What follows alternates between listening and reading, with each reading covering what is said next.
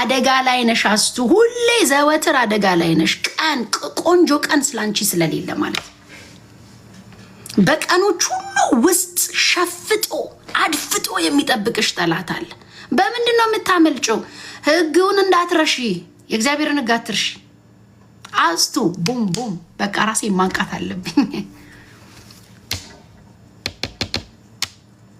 እውነት ከእያንዳንዱ ድርጊቶቻችን በፊት የእግዚአብሔርን ቃል ብናስብ ውድቀት የሚባለው ነገር ህይወታችን ላይ አይኖር ብያለሁ ይመስለኛል። አሁን ዳዊት ጋር እንምጣ። ዳዊት ጋር ሁለተኛ ሳሙኤል ምዕራፍ 11 መጀመሪያ የተነሳንበት ሐሳብ እቤቱ ቁጭ አለ። ያ ግን ህጉን ቢያመጣው ኖሮ ዳዊት ምን እሰራለሁ?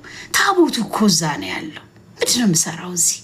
ብድግ ብሎ ወደዛ ወደ ጦርነቱ ቦታ ቢሄድ ኖሮ፣ በቃሉ መለኪያ ቀኑን ቢመዝነው ኖሮ፣ ቃሉን መሄጃው ቢያደርገው ኖሮ በፍጹም ዳዊት ያቺ ስተት ወደ ህይወቱ አትመጣም ነበር። ሁሉን ልኮ ምንድን ነው የምሰራው እዚህ ጋር?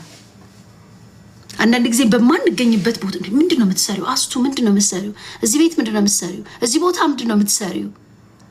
ራሴን ብጠይቅ ኖሮ፣ በቃሉ መመዘኛ ብመዝነው ኖሮ ህይወቴ ላይ ያሳለፍኳቸውን ውድቀቶች አልፌያቸው በሄድኩ ነበረ፣ ባልወደቅኩ ነበረ።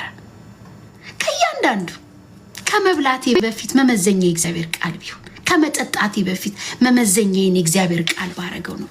ፉት ከማለቴ በፊት ቃሉ ቢቀድምልኝ ኖሮ። ኦሪዮን እንደዛ ነው። የንጉሥ ትእዛዝ ስለሆነ ጠጣ ሲለው እሺ እያለ ይጠጣል፣ ግን ህጉን ያሰላስላል። አሁንም ዳዊት እንደገና ጠጣ ሲለው እሺ ንጉሥ 1000 ዓመት ንገስ እያለ ፉት ይላል። ሁለተኛ ብርጭቆ እያለ ሶስተኛ ብርጭቆ ምን እንዳጠጣው እግዚአብሔር ይወቀው። ይረዳናል፣ ያግዘናል፣ ይረዳናል። ከትላንት ዛሬ ይሻላል። አንድ ጥያቄ አይቼ ነው፣ ሰው እንደዛ ማድረግ ይችላል?